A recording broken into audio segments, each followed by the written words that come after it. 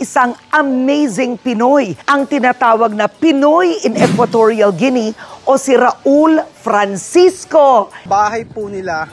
Tsaka may esta tu casa. Wow. Yo construir esto para tu familia. Para cuando tú vivir para estudiar. Kasi ako lang Karen. Hi, I am Karen. Uy, marunong magmano. Galing po sila sa Equatorial Guinea at nung time po na ako magpo-for good na, mas gusto nila sumama sa akin. Parang sila na po yung second family ko sa Equatorial Guinea. Hindi mo sila kilala? Hindi po, sa video. Sa video lang? Ito po yung naipundar ko sa pagbablog. Merong place na makita-kita yung mga Aprikano, kami, tsaka yung mga subscriber, dito na po. Inano sa akin ng Lord na pinaipagawa sa akin, parang nagawa ko na. Parang ito yung gusto niya na gawin ko. Kaya sabi ko nga, napakapalad ko dahil binigyan ako ng mabuting asawa. At napakapalad ko dahil yung pamilya na inuwi natin dito ay deserving.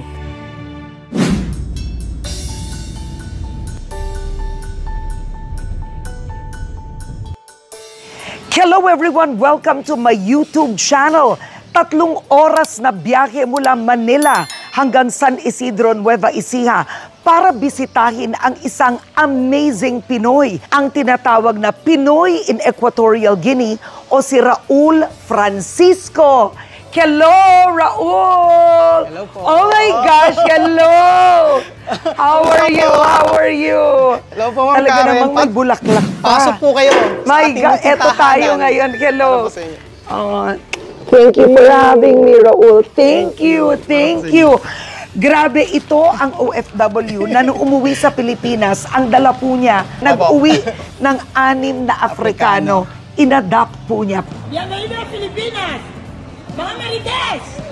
Ilaban niyo dyan! Ilabas ang lechon! Pasok po kayo. So wow, this is... Ito po yung katas ng pagiging OFW po natin sa Equatorial Guinea. Oo, 8 taon ka Walang taon nag-OFW. po. So ito ang bahay na naipatayo mo. Opo. Pasok po kayo sa ating munting tahanan. Ay, ang ganda naman nito. Okay lang ba? Opo, okay lang po. Okay. Walang problema. Yung misis mo ba't mga anak mo, kasama mo noon sa Equatorial Guinea? Hindi po. Hello! Yan po ang aking misis. Hi po, ma'am. Hi, I'd Pasok love na, to ganun. meet them. Ayan si Lenlen. O, parang ganito. Tsaka si Chuchen. Hi, Len! Si Karen! Nice to meet you. Grabe ka, grabe. Ang anak mo, Dalawa dalawa. po. Isa po ay grade 7. Grade 7. Nung nag-uwi ka ng Afrikano, Apo. nandito siya. Opo. Hindi mo sila kilala. Hindi po, sa video. Sa video lang? Paano niya sinabi sa'yo mag-uuwi siya ng mga foreigner? Yung tungkol po kala siya, ma'am eh. Hanggang Oo. nakikilala ko na po sila habang napapanood ko sila. Saka ko nagkwento naman po niya. Saka gusto po talaga niyang tulungan eh. Na Pero hindi ka ba natakot? Kasi hindi naman, alam mo yun, ang iuuwi niya, tao. May buhay yun. Ibang nasyonalidad, di ba? Opo, hindi naman po. Okay na naman po. Nakikita naman po kasi nila sa video, talagang mababait yung pamilya na inuuwi natin. Saka Deserve po po nila. pag tumatawag po kasi kami minsan sa kanya, magkausap kami, pinapakausap po niya sa amin sila, siya ma'am eh. Nakakausap po Yung mga namin. Afrikano. Kahit di po namin naiintindihan. Kahit di nagkaintindihan. Close ka na, ang trato mo sa kanila parang anak din. Opo. Kasi Ang anak. pagpasok po nila ngayon, ako pong kasama nila Sila eh. kasama. Pag araw-araw pong pumapasok, ako pong kasama nila. Pati sa paggawa ng assignment, siya din. Opo. Pasok po kayo sa aming munting tahanan sa Pamilya Francisco po. Ayan po. Wow! Ayan, nag-prepare tayo ng food para po sa inyo. 8 taon kang OFW, Apo. hindi ka umuwi. Hindi, umuwi po ako every year. Every year. Apo. At ang dating sa akin, ang galing niyo magtabi ng pera. Pareho po kasi kami dating OFW. Kaya parang mas alam ko din po kung paano dapat ano yung pera Oo. nakita. Pero sa Equatorial Guinea ka nag-OFW? Hindi po. Saan? Taiwan po. Magkasama Sa kami Taiwan. dati. Una, Taiwan kayong dalawa. Bali po ako una Siya sa po, Saudi. una po siya. Tapos po pagka Saudi, Taiwan. Tapos po Dubai. Tapos po Africa na po. Oo. Bali, half of my life po talaga sa OFW po ako. Wow. 20 years po akong OFW. Gaano kahirap ang maging OFW? Mahirap po pag may pamilya. Pero pag binata po, masarap. Oo. Oh, pero pag may pamilya na po, lalo may anak na ganyan, hahanapin ka na, yun po malungkot. Masarap umuwi, pero pag pabalik po, yun ang mahirap. Iyak talaga. Opo. Dati pa natandaan ko kapag po iyahatid namin siya, bawal na daw pong lumingon. Bawal Pag lumingon. bumaba na siya ng sakyan, doon na po kami, di na niya po kami pinabababa. Iiyak at iiyak ako eh. Yeah. Gusto niyo pa ba bumalik at mag-OFW? Hindi na. Hindi na, no? Hindi na po. Wow. Oo, masaya na po Ano kami dito. ang tip nyo sa mga OFW na nanonood ngayon? Sa lahat ng mga OFW, ito lagi sinasabi ko, huwag mo ipapadala lahat ng pera sa pamilya mo. Mag-ipon, magtira ka para sa sarili mo. Para magtabi. Laging yun. Kada buwan, dapat magtabi ka talaga para may maipon ka. Kasi pag hindi, sila din ang kawawa. Tayo din ang kawawa mga OFW. Isipin nyo, sa isang buwan, isang beses lang sasahod.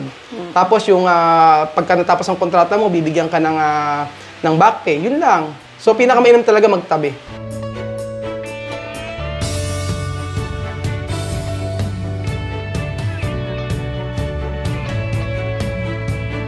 Ma'am Karen, ito po yung pinatayo natin na katas po ng ng vlogging. Wow! So, ano ito? Bali, bahay po ng mga Afrikana at para po siyang style apartment. Dito nakatira yung mga Africans na Apo. kumbaga in-adopt at Apo. inaalagaan mo. Apo. Hello! Hello! Hello, wow, I wanna meet them. Ayan na po. Si Misma. Misma! Si Misma. Hi, I am Karen. Uy, marunong magmano. Marunong magmano. Tinuruan mo sila Apo. magmano. You're so pretty. So, ilang apartments ito? Bali, 6 po. 1, 2, 3, 4. 6 po. Talaga naman nakapagpundar. Mga Afrikano po na in-adopt ko, dito po sila sa dulo. Nandito sila. At ilan sila? 6 po sila lahat. 6 sila, 5 ang bata. Apo, isang nanay. Such a beautiful home. Kokokok. Hello! Ano yan? Hi! Wow! Look at that. Welcome to the Philippines. Oy, kamusta naman? What is your name? My name is Sophie. Hi, Sophia. I am Karen. Mano? Nice to... Mano? Mano daw. Wow! Magaling. Alima. Si Alima, I am Karen. Oh, Mano? lahat sila marunong magmano. Si Vivian. Si Vivian. Hi, I'm Karen. Oh, ang Si ganda Amir. naman nito. Amir, come here. Ayan si Amir. Amir, So, lahat sila ay magkakapatid. Opo, lahat. All 5 of them Opo. magkakapatid. Lahat po sila magkakapatid. Yes. Ang nanay, Si I Chamame. am Karen. What is her name? Oy, My name is Tia Mame. Tia Mame. yeah, Mame. Okay. Why did you want to move to the Philippines? ¿Por qué tú quieres venir aquí? Yo quiero vivir aquí para atravesar otro mundo como mi país también. Sabi na po niya para ma-experience yung ibang bansa naman, Oo. ibang mundo naman nila. Ganun po. Ilan ba ang anak niya? 17 po. 17 children. Apo. Wow. 12 po yung nabubuhay. 12 are alive and 5 ang namatay. Apo. Oh, I'm so sorry to hear that. And are they married? Kumbaga, is she married in Equatorial Guinea? No. Doon po kasi, bali yung mga babae sa kanila, hindi po agad nagpapakasal basta-basta. Bago po sila ikasal doon, medyo matanda na. Kapag ka talaga sigurado na sila sa asawa nila. So, are you happier in the Philippines than in your country? Estoy contento, estás contento de Sí, Filipinas. sí, What? yes. Gets Nakakaintindi na. English already. You're happier here. Yes, yeah.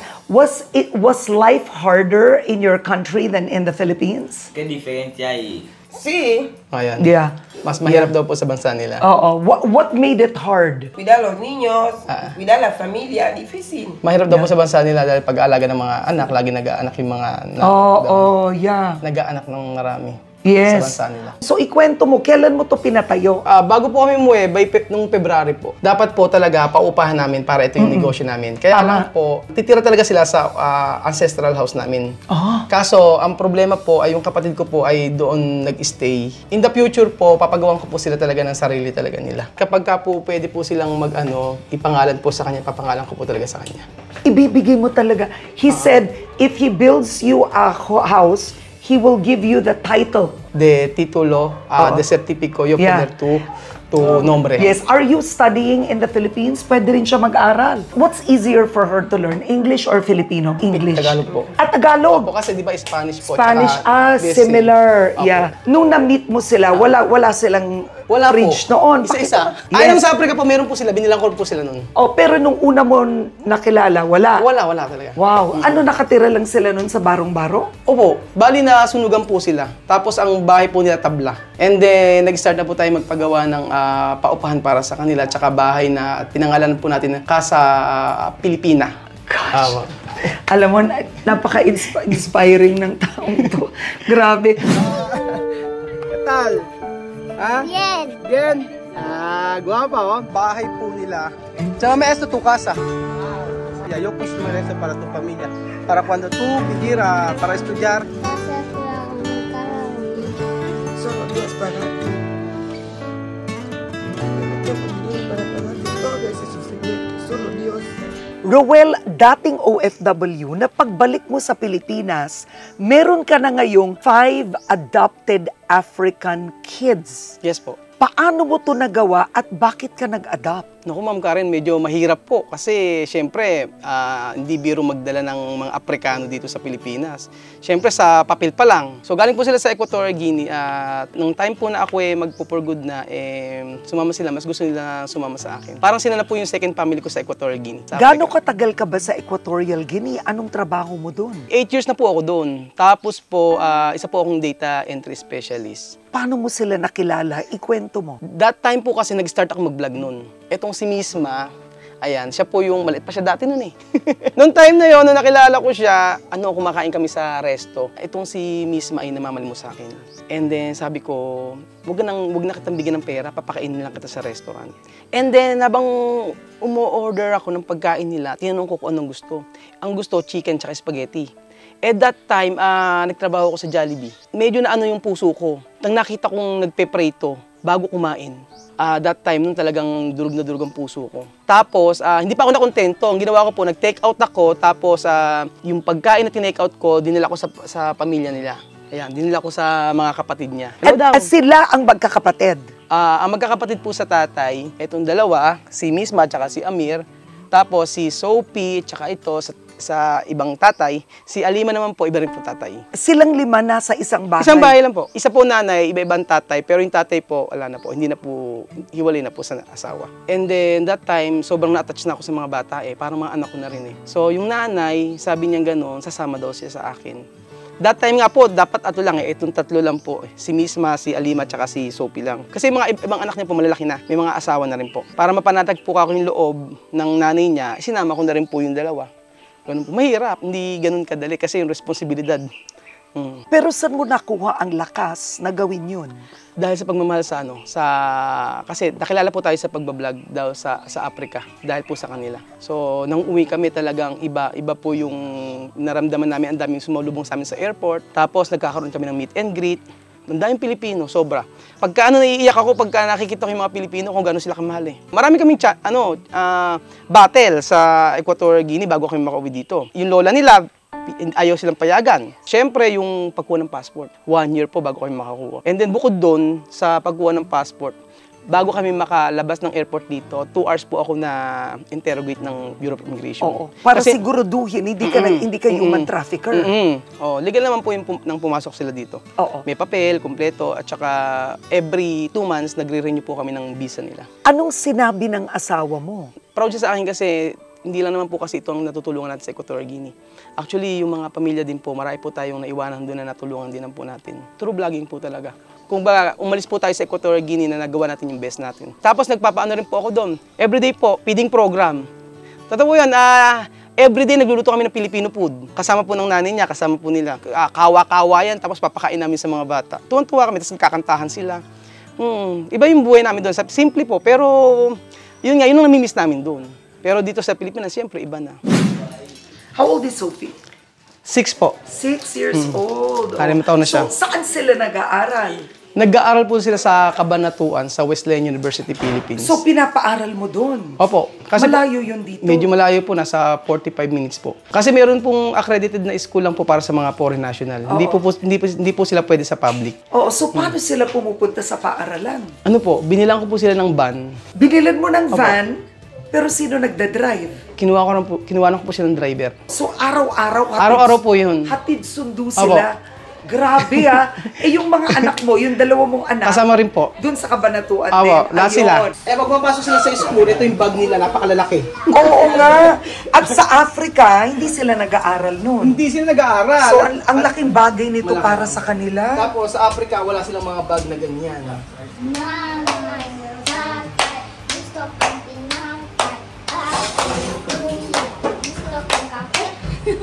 Do you know Filipino words? What do you know? Comer. Kain. Kain. Oh, what else? Thank you. Thank you. Salamat po. Salamat. Very- Water. Tubig, water. Tubig. Tubig. Naranja. Orange. O yung rojo. Red. O yung negro. Black. Actually, Ma'am Karen, magaling silang kumanta. Really? Sobra. Sobra. Okay, can Magaling you naman. tell them to sing? Vamos a cantar una canción. Canción de iglesia. Le te doy las gracias, ha? Sige, 1, 2, 3. Yo te doy las gracias por el regalo de ofrecernos la vida. Yo te doy las gracias por congregarnos como una familia. Yo te doy las gracias por vivir cada día por nuestro camino y por estar junto a mí. Ikwento mo ang buhay ng mga batang ito. Ma'am Karen, grabe. Nung time na nagpunta ako sa kanila, doon na talaga nag-start yung eagerness ko na tumulong. Dilagay ako ng Lord sa isang bansa na hindi ko alam. Ito para sa'yo. And that time talaga nakita ko yung ministry ko, yung pagtulong. Napakahirap. Kasi yung like dito sa Kemisma, that time na pumunta ako sa kanila, talagang ang kinakain lang ng mga bata doon, tinapay. Umaga, tapos kinabukasan na. Bihira silang kumakain ng rice kasi napakamahal po ng rice. Ang kadalasang pagkain nila doon, yung kamuting kahoy. Tapos nakita ko talaga kung gaano kahirap ng lugar nila. Makikita nyo na wala silang mga tubig. Kagaya po, napakapayat po nila dati kung makikita nyo po talaga. Malnourished. Sobra. Tapos lagi nagkakasakit. Tapos syempre, hindi naman nila alam yung yung mga vitamins, hindi nila alam yan. May language barrier, no? Because ang mga batang ito, they speak Spanish. Apo. But hindi sila marunong mag-Ingles, hindi rin syempre marunong mag-Tagalog. Apo. So magaling ka mag-Espanyol. Bali, yung Spanish ko po, barok. Oo. Kumbaga, hindi pa ako gumagamit ng mga past tense, mga ganun. Pero nagkakaintindihan po. Tanungin nga natin, okay, tanong mo kay Sophie. Sophie, do you like the Philippines? Naintindihan. Yes! Why do you like the Philippines? Philippines maganda. Philippines big. Big. Big. Are you happy you came to the Philippines? Why? Philippines, good.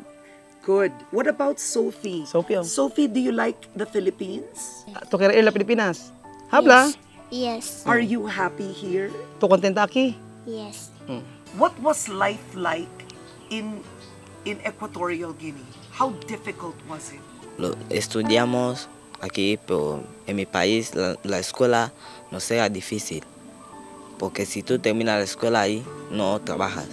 Pero aquí puedes tener trabajo. Ang sabi po niya, yung bansa po kasi nila ay medyo mahirap po. At sa pag-aaral po, doon may nakaka-graduate pero walang trabaho. Dito, maganda yung pag-aaral.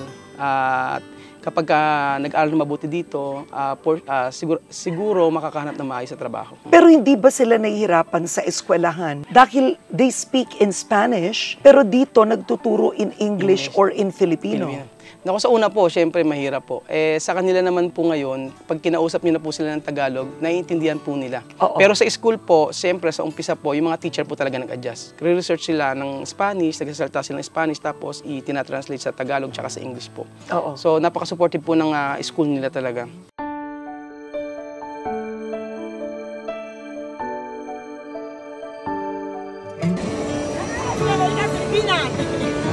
Magkano ang ginastos mo para maiuwi ang 5 Afrikanong batang ito at nanay nila? So, 6 ang inuwi mo. Siguro po almost 1 million. Kasi yung pamasahe po sobrang mahal kasi kailangan back and forth po. Mahuhold ka sa airport pagka one way lang.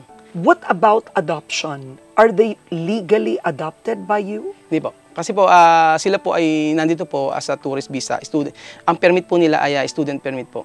So hindi ko po sila inadapt. Pero by heart po talaga parang mga anak ko po sila. Hindi mo ba naisip noon, teka lang, bakit di ko na lang sila tulungan sa bansa nila? Ba't kailangan ko pang iuwi sa Pilipinas? Sa bansa po kasi nila hindi priority yung pag-aaral. Hindi gusto na yung pag-aaral sila ay maging matalino. Kasi yung pangulo nila ay ayaw na maging matalino sila. Pagka nalaman na matalino sila, meron lalaban sa pangulo. Kasi ang pangulo nila ay mula dati, siya pa rin hanggang ngayon.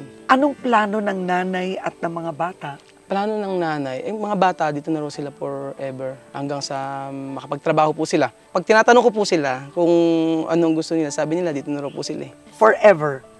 Really? Why do you want to live here? También para venir a estudiar y averiguar muchas cosas también. Para daw makapag-aral sila na maayos dito. So ito, yung pamilya na to, bigyan natin opportunity para makapag-aral dito. Para magkaroon ng ano. Sila po yung mga kauna-unang Guinean na nakarating po sa Pilipinas na makapag-aaral. So Ma'am Karen, alam mo, ito po yung naipundar ko sa pagbablog. Bali yung lupa po na to, pamana po ng nanay namin. Tapos yun nga po, papatayo natin ng private resort. Wow! So ito yung private resort? Ito po. Grabe, hindi pa nga lang po galing tapos. Mo. So itong private resort na to, ito ang, kumbaga, kinita po niya sa pagbablog. Tama? Opo, tama po kayo. Tama, ang galing mo. Alright, anong plano? Plano po dito, yan, open kitchen, tapos maglalagay tayo ng videokehan dyan. Pwede, event place din po to.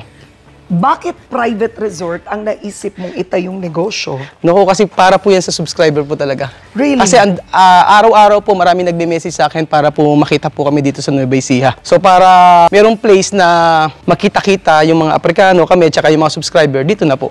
Oh, wow, look at this. So ito, anong plano mo to? Ilang bedrooms? Bali, 3 po yan, 2 sa taas, tapos 1 po sa baba. Oo, so pwede i-rent ito ng buong pamilya, magkakabarkada. For how many people? Hanggang 20 po, kaya. 20 people, kaya ito. Tignan nyo naman ang pool. O bakit may iwalay pa to? Ano to? Jacuzzi? Jacuzzi po yan. Ang lalim ng pool mo naman? 5 feet po. 5 feet ito?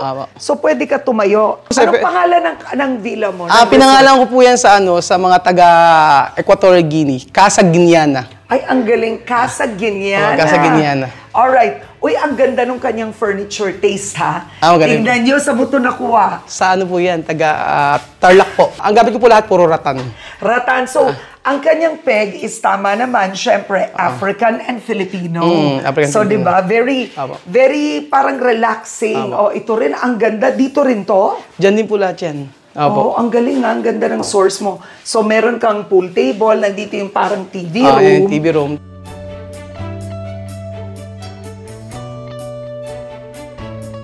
Akyat tayo. Bilib ako sa'yo. Ilang buwan mo na itong pinapatayo?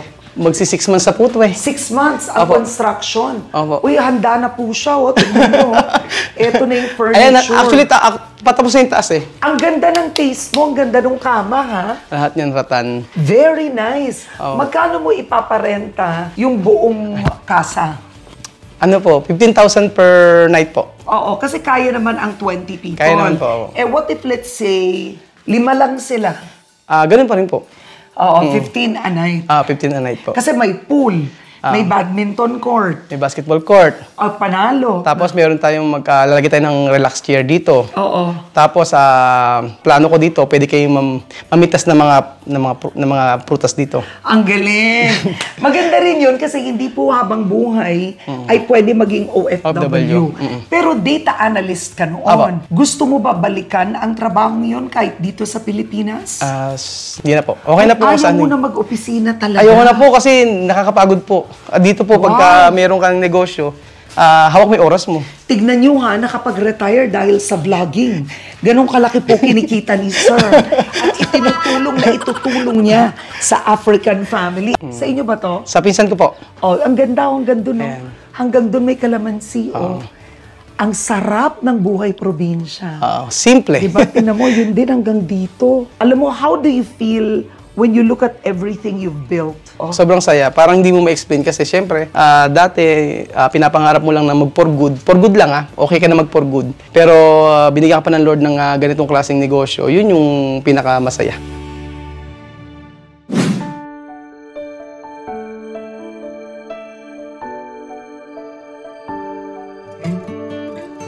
Raul, hindi ka ba natakot sa ginawa mo? Kasi ngayon, responsable ka na sa buhay nila. Hindi ako natatakot na inuwi sila dito. Pero yung buhay na nandito na sila sa Pilipinas, para nag-ano sa akin lahat na maraming posibilidad na mangyari sa pamilya na to, kaya kailangan ingatan ko. Doon ako natakot.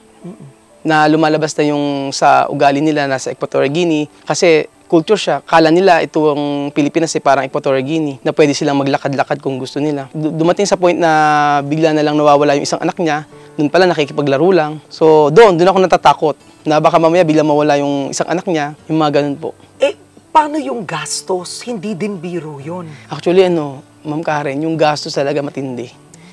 Nung nasa Equatorial Guinea ako, matindi ang gastos kasi mahal ang cost of living. Pero nung umuwi ako dito, mas matindi. Kasi yung every 2 months, nagre-renew sila ng visa. Sa school nila, sa private sila nag-aaral. Araw-araw, nagbabiyahe sila mula dito hanggang Cabanatuan. Magastos po talaga. Nagsisisi ka ba sa ginawa mo? Hindi. Hindi ako nagsisisi. Parang yung inano sa akin ng Lord na ipagawa sa akin, parang nagawa ko na. Parang ito yung gusto niya na gawin ko. Na hindi man tayo masyado makatulong sa mga Pilipino, pero sa ibang lahi, nagawa natin. Feeling mo ba ito ang calling ni Lord sa'yo? Teko, ito yung calling sa akin ng Lord. Kasi every time na inaalala ko yung nakaraan ko sa Equatorial Guinea, talagang iiyak. Lagi akong umiiyak. Kasi mahirap pinagdaan ako sa Equatorial Guinea.